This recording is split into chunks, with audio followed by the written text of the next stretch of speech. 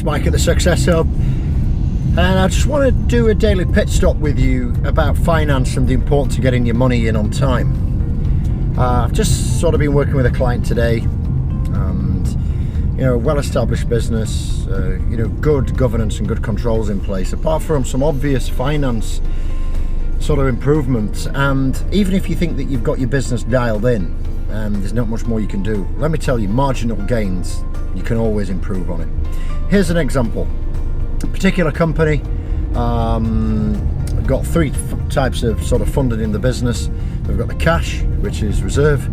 They have a reserve overdraft in case for peak periods in the month, and they also have an invoice financing solution that is meant to be as a last resort. So whilst it's not always wise to use all your cash, and I just want to be clear on that, in this case the example I'm saying is if you use cash to start with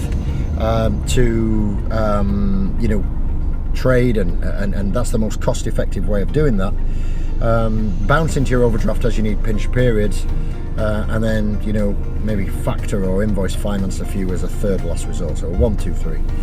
So here's the play. We've just done an audit on the books, and what we're finding is that they're taking between 21 and 30 days to actually invoice clients, and then they're giving them standard terms, and different customers have got 30, 45 or 60-day credit terms. So you can see what's happening here. The delay of 21 to 30 days just to invoice them before they actually then sort of put them on ledger is causing some pain. So naturally they're getting some hardcore overdraft issue here. And then in this particular case, we've had a demand where we've had to have several £1,000s or several tens of thousands of pounds put onto invoice financing. And for you guys who don't know what that is, it's where you're basically selling your invoices to accelerate the payments. So we use an example with 3 marker pens, the green being their cash flow, the blue being their standard terms, and red being the amount of money that they need to borrow to trade. And what was happening is the credit terms that were given out and the delays on invoices were meaning they weren't getting the money for between 60 and 120 days, which was creating a big demand to use overdraft and invoice factoring, which could be 12% per annum, 20% per annum, based on debt and security and risk factors. So the margins were totally wrong. The businesses sat there saying, we made over £30,000 last month. Why is it not in the bank? Because it's not in the bank because you're having to accelerate your invoices at a significant cost whilst not invoicing money out, and the balance of the ratio is all wrong.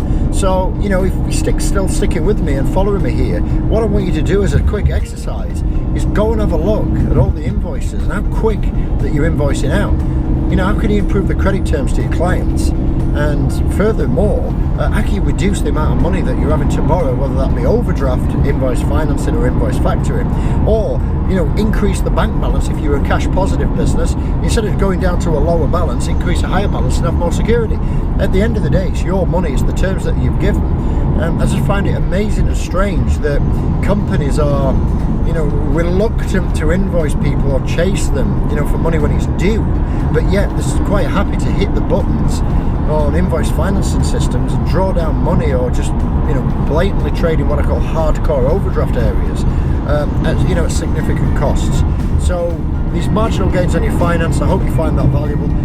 Sit down with your accountant, sit down with the person in your office who does finance, get to look at the average debt a day, average credit a day, what the cost of borrowing money is, and then track out day 1 to day 31 in the month. Work out where all your peak invoices and your costs like salaries, taxes, direct debits go out. Work out where your payments are going to come in, and just start to dial in and start to improve those periods. And if you can see that, you're going to see a significant positive increase in your bank balance to get your money in on time.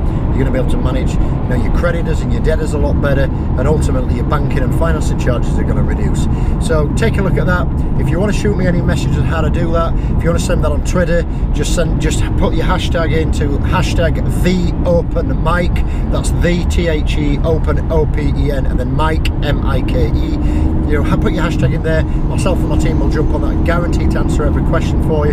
Just send it through. We'll get those questions answered. And please also let me know how you go on. If you've had a success where you can improve your debtor or creditor days or your cash balance by £5 grand, £2 grand, £100 grand, whatever your levels are at. Let me know what your successes are, and I hope this has happened to help you. and you know, improve your finance liquidity. So as always, go to the hustle, go make it happen, and I'll catch up with you in the next sort of daily pit stop.